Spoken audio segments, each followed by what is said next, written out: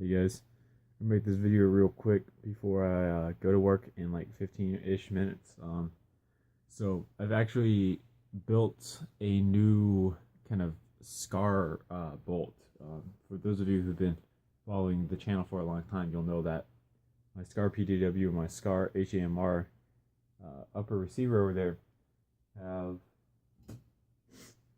a real bad time with the friction that the normal bolt causes. This is in fact the normal bolt, so you can see that this area where the cell ejection port is on this side is 4 studs wide, and then the actual charging handle and where the rubber band goes and where the cylinder pieces go is 2 studs wide, but that fits directly into the receiver, and because it fits directly into the receiver, you have a lot of problems with friction.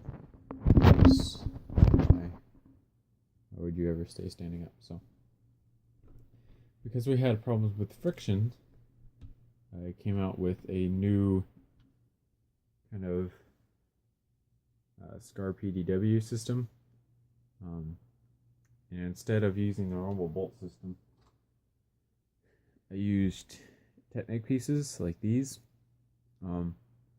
In particular, you might know this from my Peacekeeper, because the method comes from the Peacekeeper. Like, the Peacekeeper was a prototype to see if I could do it, and then this is the demonstration that I can do it. So if we go ahead, and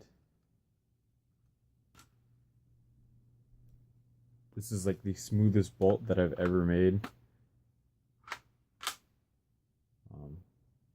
It's just absolutely fantastic of a bolt. Absolutely love how smooth it is. It took me a while to find out the exact rubber bands that I needed, because that is a problem that I had with it, because certain rubber bands would be too weak and then certain rubber bands would be too strong. So I found the right one. You can see the bolt catch is engaged right now. Bolt catch actually works because it's locked open the shell ejection port. You can see part of the rubber band being exposed up through here. So if we put the mag in, then we press the bolt catch, it goes forward. Go ahead and re-engage it, show you guys from the other side. Put a new mag in, press the bolt catch, it goes back forward. Just the absolute smoothest bolt you've ever seen. You guys might be able to see it, but this piece is actually turned sideways on the inside of this shell ejection port. It's a 2 stud high plate that's 8 studs long, and then there's just all the bricks on the inside are turned sideways, and they lead up into this Technic beam that forms the actual place that the charging handle attaches into.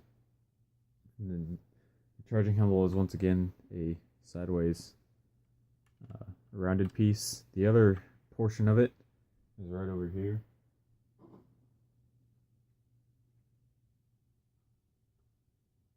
Because the whole charging handle should be this, but the Technic rod that holds it in doesn't go all the way out, because of the way that it's designed, so that when you charge it, it kind of likes to break just a little bit. You can see the cracking going on there.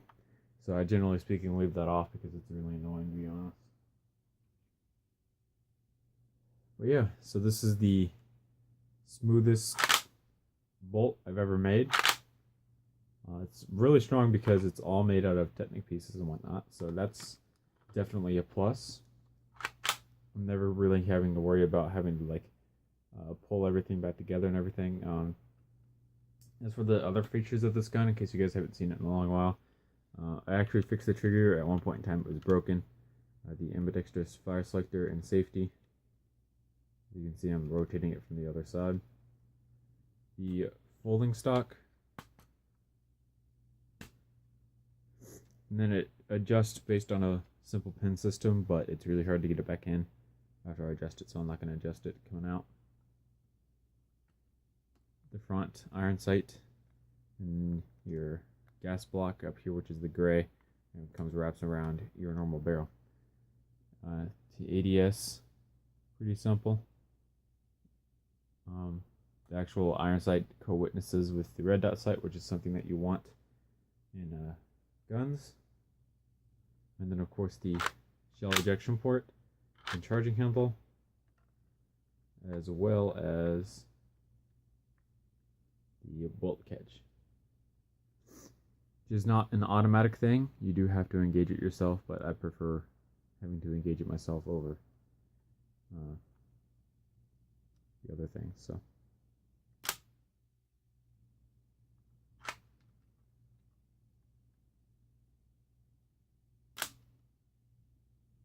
just a real satisfying thing to get those real awesome smooth reloads in place. It's not hard. Like literally everyone can do it.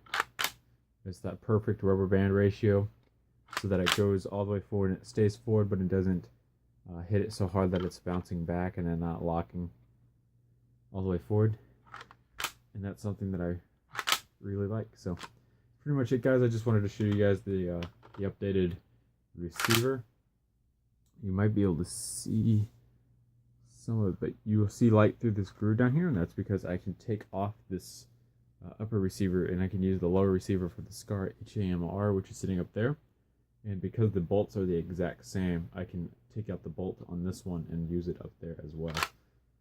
So I just leave it on the SCAR PDW for now, but if I do an HAMR video, I will show you guys that. But yeah, that's pretty much it. So I gotta go to work. See you guys later. Thanks so much for watching. Remember to comment, rate, and subscribe.